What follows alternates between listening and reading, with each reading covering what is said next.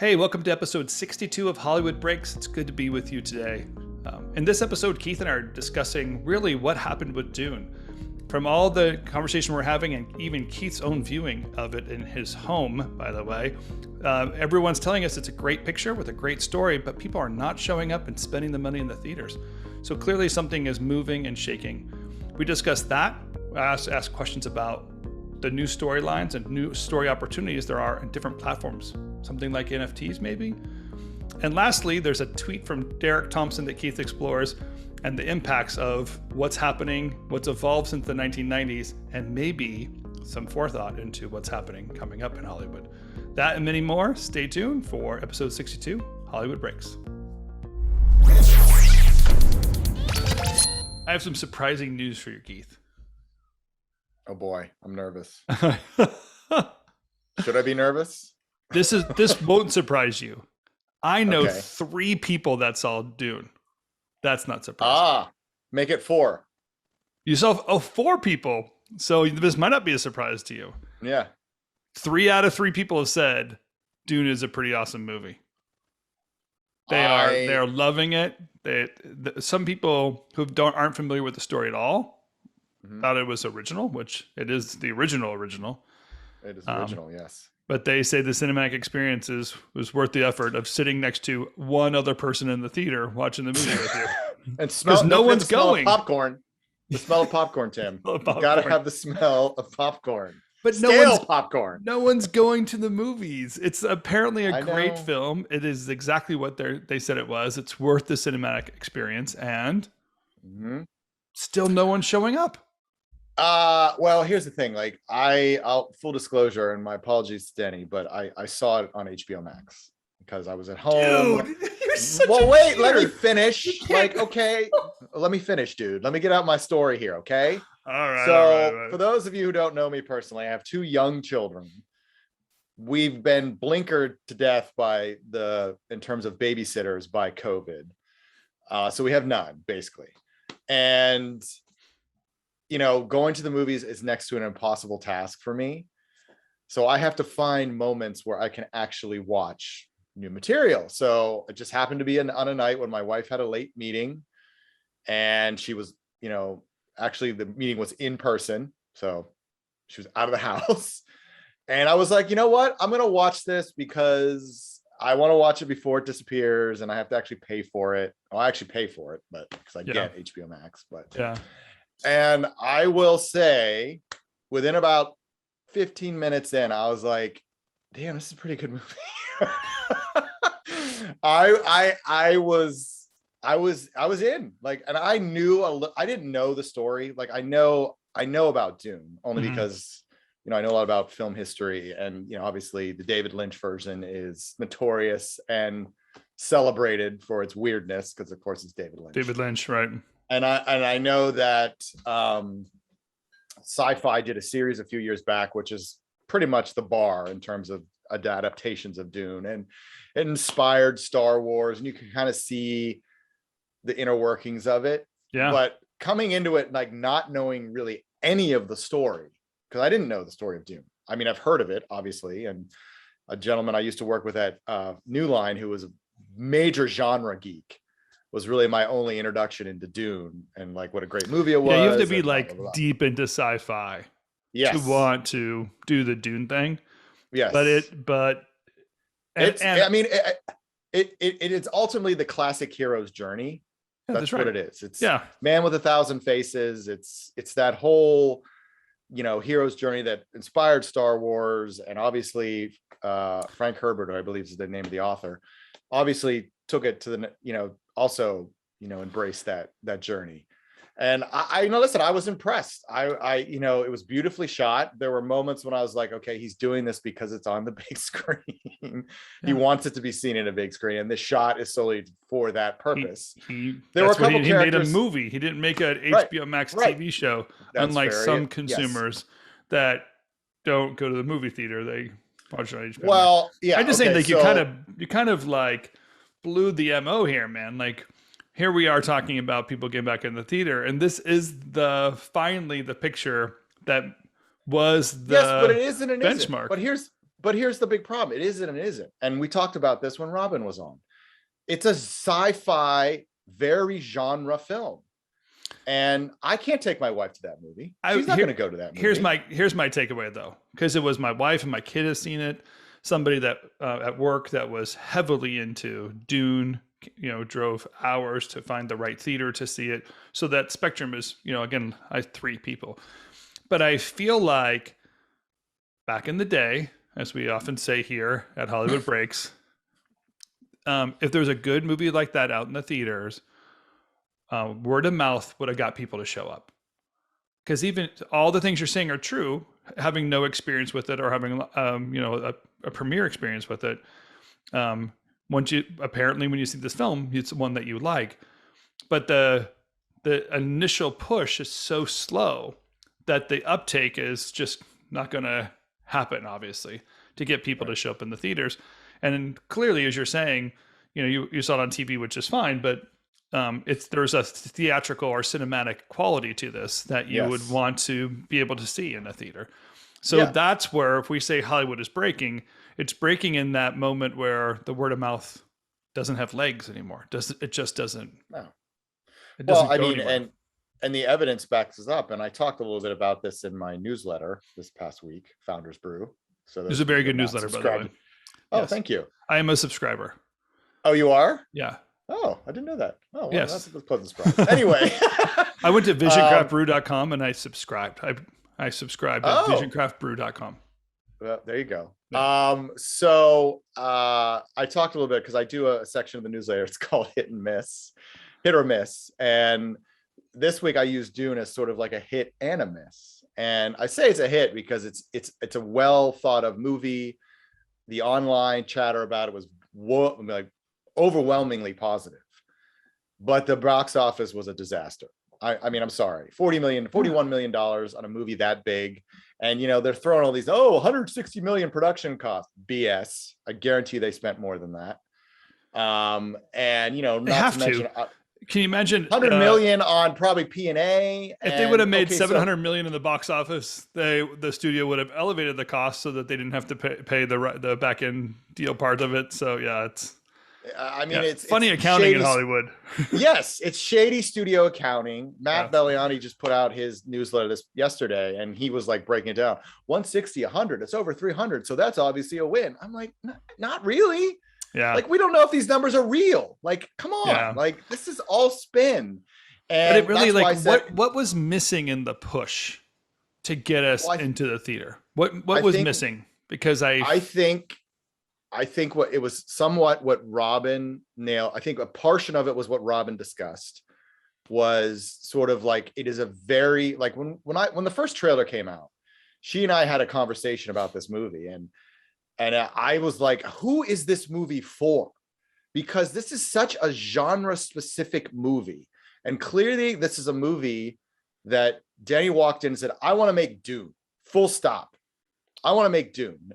And I don't know if anyone at Legendary or anybody at Warner said, okay, great, Denny, who is this movie for? Yeah. I don't care. You think one of the first marks is that the audience wasn't clear.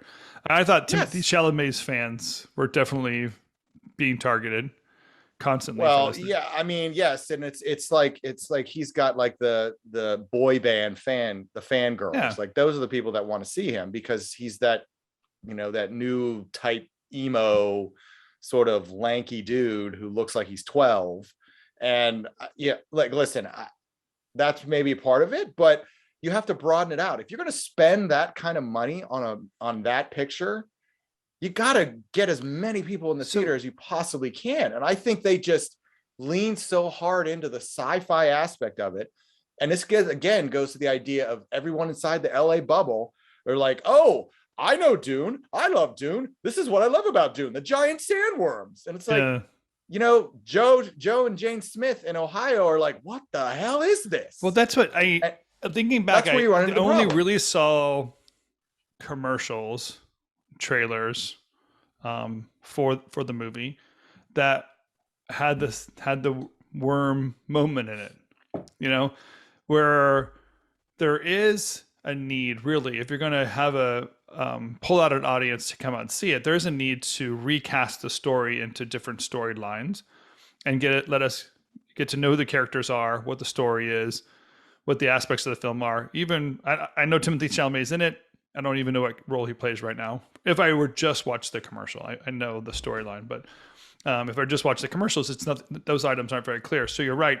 I think there is an engagement level missing, but why, Keith? Why would they have missed that obvious hit? Like, they're trying to get people to go to the movies to watch this thing. I think what is it that they believed was going to happen? Is it like this, like goofy theatrical return to the theater Nicole Kidman commercial? Like, are people just believing that if you make something look and sound and feel so huge, people will show up at the movie theaters and not actually appeal to them the way you have to get them to get out of their car and walk into a theater and not watch it on their phone and not watch it on HBO Max and things like that? Like, we want to, like, I don't know, something's missing.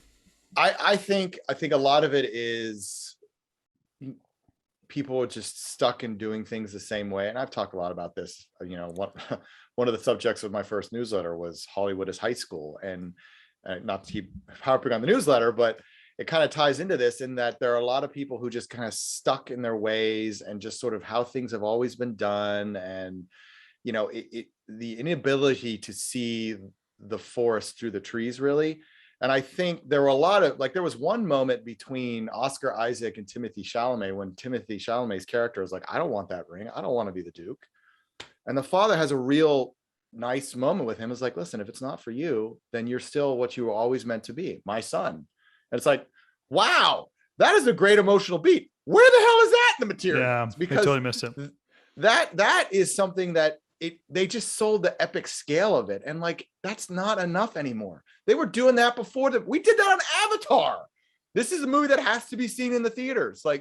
That was what, 10 years ago? No, more than that. Yeah. 12 years ago. And they're still going back to that epic scale. And I'm like, that's not enough anymore. You've got to find original emotional beats and play it out. Cut a 30-second spot and just make it a scene. And just be like, boom. I mean, the stories that are getting people to go, right? Like, I thought Quiet Place had a similar issue to Dune, which is it's so much better theatrically. Yeah. It's more fun. It's meant to be that way. There's obviously the push to put it in the theater. I'd say Venom probably had that. It's a superhero-esque movie. Would you call it a superhero movie? Yeah, I guess so. Yeah, sort of. So there are people in that universe. Yeah, it's in that universe. James Bond. I mean, there are these film experiences that are needed to consume some of the content that we have out there right now. And there's something funny to me about Doom. Who was in charge of that? Who would have been the head of marketing that missed the beat on that? Probably would have been Josh Goldstein. Yes, Josh Goldstein. He's Sony. The new head of moved over to no, he was at Sony. Yeah. Then he was at Universal, and then there was a little bit of a thing. And now I'm going to call Josh. I'm going to ask him. And you go for it. I'm pretty sure I have his cell phone number in my phone here somewhere. But listen, I don't want to sit here and beat up on marketing because I've been in those shoes, and there are so many. This is another problem with sort of theatrical marketing in general. Is there's so many cooks in the kitchen that want to have a say. So I'm sure Toby Emmerich had a say. I'm sure Mary Parent had a say. I'm sure Denny had a say. Heck, maybe even Timothée Chalamet had a say. He's a big enough star that maybe he has to look at materials too now. There's a lot of people who put their hands in the cookie jar, and that can lead to sort of it. You end up trying to make something for everybody that it ends up not working for anyone. Well, that's interesting because that's the problem. The conversation we had with Allison earlier this week, Allison from Wildcard, the conversation came up about testing. And I was thinking how interesting it is and curious if we're testing something different nowadays. Are we pulling out the same testing scripts and the same scorecard we've had for years? I'd love to know what the evolution is of testing, because one of the things you want to do in marketing is just see, is it resonating? Would this inspire somebody if they watch this piece of marketing? So I'd be curious if that evolution is taking place. Because you're the one that asked the question: movies are back or not, right? Like we don't really know what's happening in movies. Yeah. I feel like the Halloween push is trying to get people to do something different with films. It's the films have definitely been picking up a lot in the last month or so. I just saw the one for Halloween. Is that the one Yeah. with Jamie Lee Curtis? Hmm. So there's clearly some kind of like haunted house theme of let's do something and get people in the theaters next couple of weeks. But you're Yeah. right. There is like an engagement with the crowd that says, "Hey, just watch it," instead of "Hey, watch it in the theaters." So I would say that the fact that you watched it on HBO Max is a win for the studio. They would count. I mean, it is because I'm into it. I want to see the next one, and they greenlit the sequel. Although I think if any opening, I think they would have greenlit that, unless it was like $2 million, a complete disaster. They would have greenlit the sequel regardless. Legendary needs product. Warner Brothers needs a franchise. HBO Max is probably going to have like 5 spin-off shows about Dune in the Dune universe. So I mean, it was going to happen regardless of what the number was, but the number is not great. It's not a great number for what this movie was really meant to be, which is a return like back to the idea of like the blockbuster 100 million, no, not 100 million plus, but putting up numbers similar to like a Marvel movie. I mean, that was what I think they really were hoping for. Of course, in classic Hollywood spin, they're going to spend the 41 million as a hit. Well, but that's just the nature of the beast. But and I would guess to say that the studios are investing in this need for films and recognizing that films going to continue. They wouldn't necessarily negotiate with the IATSE the way they did. Like there was a deadline and they didn't call bluff. Yeah. The studios didn't give up and say, you know what, we're going to change the rules anyway. We'll try something different. Yeah. So there are investments being made in this category. So maybe the studios aren't giving up all the way, but I have a feeling that there has to be a new conversation with the marketing teams out there to get a real sense of what does it mean to get someone in the theaters. Do we care if someone's in the theaters? Which theaters are appealing to us? Like, do we just aim for the large theaters and let the small ones die off? And then what is like the studio's responsibility in that momentum to get that to happen and not just skip and say, hey, on our OTT platform's good enough. I mean, we talk about this every week, so I know our listeners get that part of it, but the Dune thing to me is just so interesting because all the word of mouth I've heard is great. Like it would inspire me to go see the movie. The downside is that I've only heard it from 3 people, and it just can't. That's the wrong. The wrong there is there are fans of Dune, and they're not talking about it, and they're not chatting. Yeah, I think again, this goes back to my conversation I had with Ron when that first trailer came out. Like, well, who is this for? And they hammered that genre audience, and I think they showed up, but that's about it. And the numbers kind of reflect that. Now, it'll be interesting to see what this week does, because in most of the HBO Max day and date releases over the past year, the second weekend has been an absolute disaster. It's dropped like 60 to 70%, which is just not great when you're only looking at a $40 million opening weekend. Now, if the typical maxim of Hollywood holds true here, which typically is the opening weekend is marketing's job, the rest of the run is the movie's job, we'll see if their drop is not nearly as bad. And then that'll be a sign that maybe the word of mouth has spread beyond the genre audience and people are actually intrigued by it. I think they just missed the idea to sort of hit on the eternal nature of the hero's journey and story, and just a hero's journey in general. Like we kind of needed to see that. Like it would be nice to see that. One of the reasons Ted Lasso is so popular because it's actually positive. It's not negative and the world is horrible and people aren't pooping in buckets. So, but Squid Game, man, Squid Game's pretty intense. Well, Squid Game is more of a viral sensation because people are talking about it and like, oh my God, you got to see this. It's so crazy. Did we discuss these numbers? This is amazing numbers, right? So they got 4 million new subscribers, or And then, oh no, We're talking about Netflix? 44 million new subscribers on We're Netflix talking about because of Netflix. Squid Games. Yeah. Yeah. Yeah. Which equals to them $900 million. If each of those subscribers get the $17 a month subscription for 12 months, it's $900 million that Netflix makes off of just that one piece of content. Right. That's such a major win. That is such a huge number in comparison to the other numbers we're reading anywhere else. But think about this, Tim. You know, how much have they thrown out there to get something to stick? Well, like, for sure, that's they caught lightning in a bottle here, and that's all well and good, and it's great, and it's a worldwide hit. It's a global phenomenon, which is good for them, bully for them. But how much else have they created that has just completely missed the mark? You throw enough crap at the wall, something is eventually going to stick. That's for sure.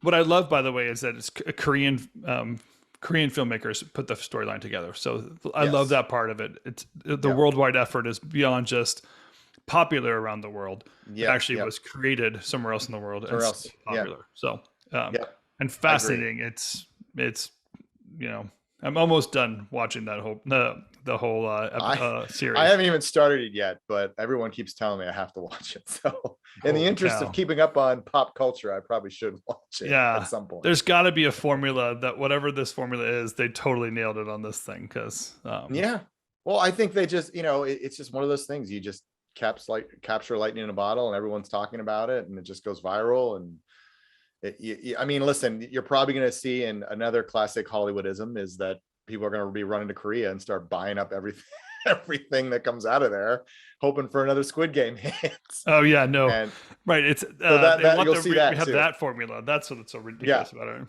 Yeah, follow what everybody else is doing because that worked for them, so it'll work for us.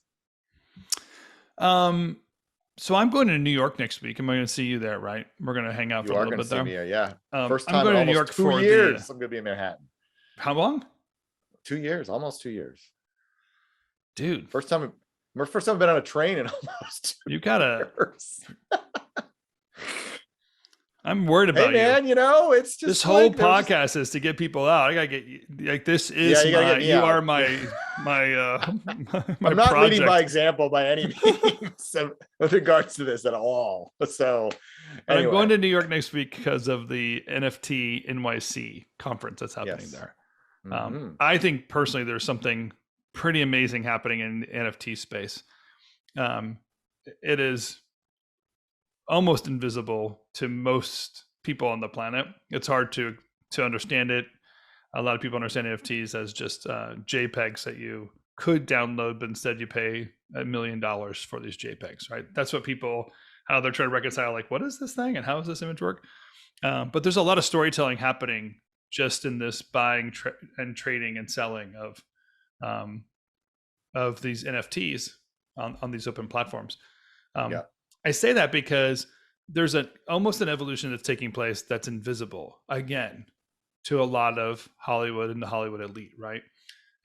Even you and I ask questions often about film and TV, and once or twice about video games. But the video game market is truly, you know, a market unto itself and probably greater. No one's complaining or talking about the video game market dying off. It's growing, and League of Legends World is happening right now to record numbers of audience. But I say this because I think there are new platforms for storytelling. And when we talk about Hollywood, that's what we really want to talk about is where do the storytellers get a chance to produce that good or act out that story? And when the world is willing to take that on and be engaged in a conversation, just like Squid Game, I think that Hollywood is stronger for it. So maybe the shakeup is not all that bad for this kind of momentum. You're totally right. The foolishness that the answer is go find another Korean television show is not the answer. It's the story that made it work, and that unique story and somewhat graphic version of the story. It's pretty. It's the world's. I almost feel like it's starting to open up for the storytellers again. Yes, exactly. And if anything, that's what I'm excited about. I know we can't see it in all the traditional places, or people aren't coming to the movies, but to do it. But there is a lot of great stuff that is happening, and I think Hollywood needs to understand that and start embracing it. I think studios need to start understanding that, embracing what this trend is and how this thing evolves. Because it goes beyond just what the agents of Hollywood are putting together, what the CAAs and WMEs The can packaging, package. that's right, packaging. Yeah. Yeah, I mean, I wholeheartedly agree, and I've said this a few times on the podcast, but that's one of the motivations behind Vision Craft Brew, is to find those storytellers and help guide them through all these things that are popping up and all these new avenues of getting your story out there. I've had several conversations where people are like, how do I get my script in front of an agent? How do I get my reel in front of a studio exec? I'm like, you're thinking small ball. Like, there are so many opportunities out there that you don't necessarily need to do that to start out. There's an insatiable need for content, which is great, which means there's more opportunity for storytellers. Now, the challenge again is that there are a lot of Hollywood people that are sort of stuck in the same way. Nobody really wants to take a major risk anymore. Everyone's like, oh, is this part of IP? Is this an original story? Or if it doesn't follow if it feels like it offends some group, then no one's going to touch it with a 10-foot pole. I mean, so there's a lot of opportunity, but there's still an issue with a lot of people inside of Hollywood just being afraid to really be the groundbreakers they once were. This past week, my son came home with a book, I Am Walt Disney, which is they're great books. They're like I Am, and they're about great series. Ordinary people doing extraordinary things is basically the tagline. So he brought in I Am Walt Disney, and I was reading that. I'm like, man, this guy was like a visionary. Like, he created animation out of nothing. Like, it was just like he invented this sort of beautiful, colorful world with Snow White, and it continued on through the years. And then he built Disney World, and then he started Cal Arts, which I had no idea that he was involved in that. Oh yeah. And then you look at what Disney's doing now, and it's just sort of like the same thing over and over again. Like, everyone's jumping up and down about the Buzz Lightyear Pixar teaser. I'm like, yeah, okay, but this is just another origin story, which is just the Disney line. So I am hopeful, because the idea that there are stories outside of the traditional Hollywood space that are getting finally noticed. And with all the streamers, there's more opportunity. But again, there are still a lot of the same people who are who don't want to be innovators, who don't want to take a risk, who don't want to risk failing. And I understand that, because you have sort of, you want to be able to pay your mortgage and send your kids to school. I understand all of that. But then Hollywood's not the right place for you. Well, that's my hope as Hollywood breaks too, that it's breaking into something that is an evolution and change, much like the opportunity Disney was given because of when and how he got involved in the entertainment industry and struggled a lot. Yeah, it was like living out of his car for a while, and sold everything multiple times to make the next film or whatever. Yeah, but ultimately they got to a point where he was the influencer in the marketplace because he did the work that needed to be done and kept on telling that story, kept on delivering over and over again. I think that's the exciting part of being a content maker today, is that if you could break away from worrying about the platform or the format that it's in and get into the storytelling aspect of it, it can be very exciting. Clearly, eventually, Netflix can do a good piece of content and keep people's attention. And so at the point where, like, if Netflix could be successful once, imagine how many other people could possibly be successful in that. Correct me if I'm wrong, but wasn't Squid Game just an acquisition? They didn't make that in-house? It does say Netflix. It does say Netflix. Well, they all say Netflix production, but that doesn't necessarily mean that it was produced by Netflix. Like, it's owned by Netflix. You're supposed to know this. Did they finance it, or did they just acquire? They probably that I don't know. I mean, obviously, I haven't done the due diligence in terms of Squid Game, and it's. Well, we do know that Netflix around the world finances and buys content in the US. So got to feed the beast, man. You got to feed the beast. Yeah, but that's exciting. I think that's really cool about it. Tell me about this Derek Thompson tweet. Well, it's a little heavier than we don't have a lot of time left, but so Derek Thompson is a writer for The Atlantic, And he came out with a tweet, which I thought was fascinating. Didn't really get a lot of burn in the conventional press, because why would it? Because it actually challenges, basically Hollywood and their sort of dominant narrative. But it started out with this, like between the 1970s and 1980s, the share of sequels in Hollywood didn't change. Since 1999, it's basically been more sequels, remakes, and adaptions every year. And he has a chart that basically goes like this. So then he has 4 theories as to why, because people started responding. One was VFX matured and the industry shifted to sequels on an annual basis, often filmed back to back. Lord of the Rings, Matrix, Harry Potter. Sure. His response to this was probably the smartest version of, in the long run, everything is downstream of a technology argument. So basically, like, technology became dominant, so it just made it more sense to just make sequels over and over again. The second one was, hold on, sorry. Which I think that there's something interesting to just that argument right there, because the fact that you can capture 5 years worth of someone's life in a character role and then make 3 or 4 films out of that, it's pretty awesome. Yeah. Yep. The second one was the rise of prestige TV. And this goes to something that John Landgraf has often talked about, is peak TV. Like, there's just so much TV out there that it's hard. And, also the distinguishing between what's a movie and what isn't. The 1990s happened to be when cable neared its financial apex and drew in big time showrunners, HBO obviously being one of the big ones.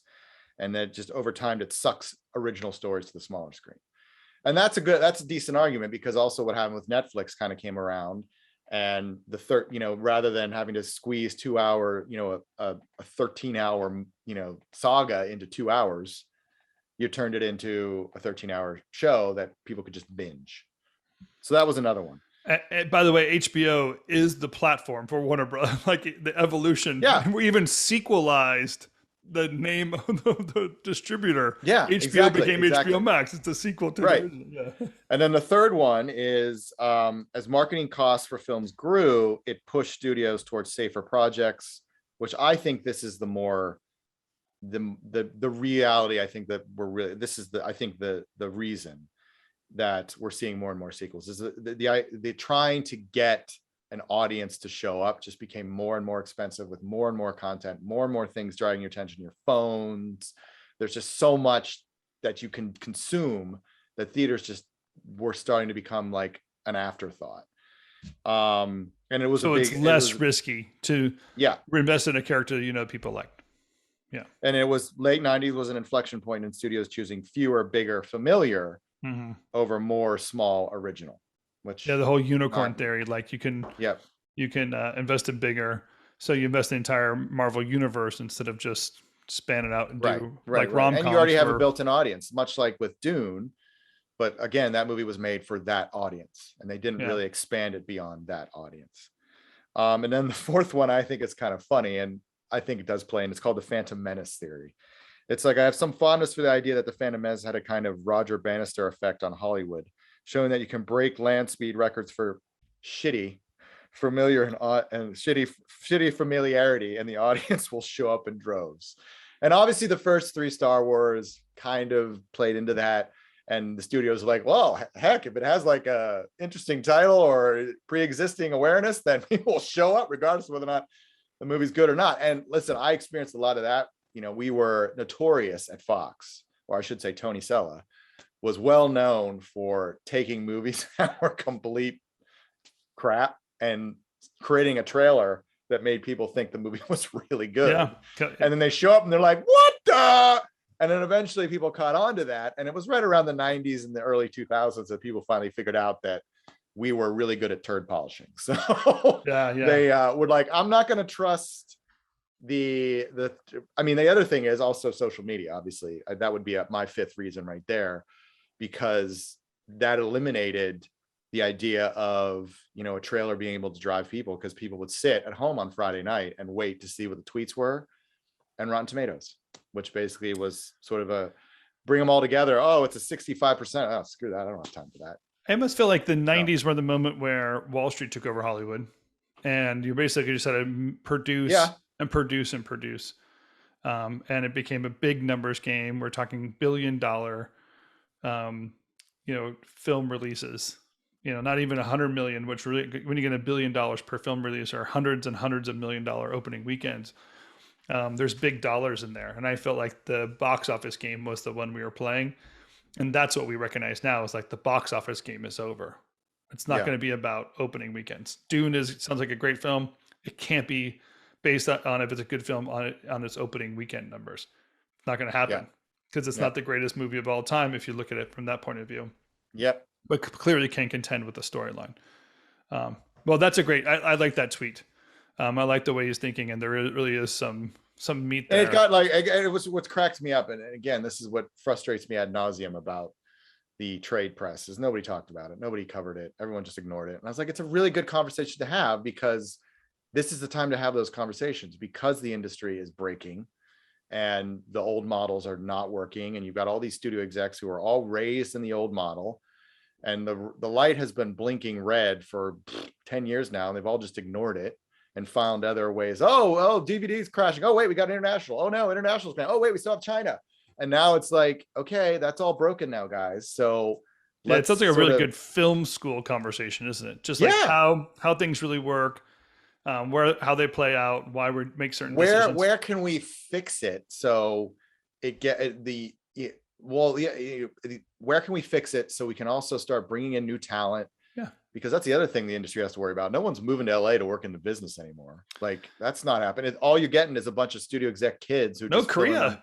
That's where we're moved to Korea. Yeah, I mean, they if they want to be drawing innovative talent, they have to become innovative again, and they're just not doing it. I think that's what we're going to keep talking about every single week. Is that the opportunity is now, and because the scorecard is changing, it really is important to get this conversation beyond just the tweets every once in a while, but see what kind of influence this conversation can have in Hollywood and make it. Absolutely, I agree. All right, my friend. So next week, someone's joining us. Who's our guest next week? Next week we have Richard Rushfield from the Ankler. Who that's great. We should bring up that tweet to him. I'm sure he has. Oh, I'm going to talk. Yeah, I plan on it. I want to ask him if he saw it and what his thoughts are on it. And I don't think he covered it in the Ankler, but I'm definitely curious what his thoughts are. Are you going to ask him to contribute to your newsletter and you can contribute to his newsletter? You guys can maybe I can bring it up. I mean, yeah, why not? He's got the entertainment strategy guy. Richard, as you're watching this episode, we're going to set you up right now. Be ready. We're going to start swapping stories. He can write in mine, I'll write in his. So Richard's next week, and 2 weeks from now is 2 weeks from now we potentially have Cammie Sargent. I don't want to make any promises because I haven't committed to her yet. And then we have Thomas Jagayas will be returning as well. We've got some other really cool guests coming up in the future, but I don't want to spoil anything. Okay. I'm going to keep that Hollywoodism and be like, I can't talk about it. It's a secret. All right. Well, I'll see you Tuesday in New York City. Yes, I'll see you Tuesday. And, maybe I can steal you away and make you go to a theater with me and watch Dune, because that's what I'm waiting for in New York City. Yeah, that might be. Oh, maybe. We'll see. Lydia, thank you so much for pulling this off and making it happen. I know that you're busy today and you're still made time for us. We appreciate you and all the work you do for us. Connor, the fact that you show up and help us with the titles on a weekly basis, we couldn't do it without you, including your baby picture from Sears that got our conversation started this morning. So thanks for that. And Michelle, I know you're finding these clips and you're putting it out there. So thanks for the hard work you're doing, the Go Social team, and all the folks who are making this happen. We appreciate you. Especially if you are a viewer and you're telling your friends to watch us. At this point, if each one of you told one of your friends to tune in and subscribe to Hollywood Breaks, we would have twice as many people that went to see Dune last weekend. Keep it up. We're going to beat the Dune numbers right here on Hollywood Breaks.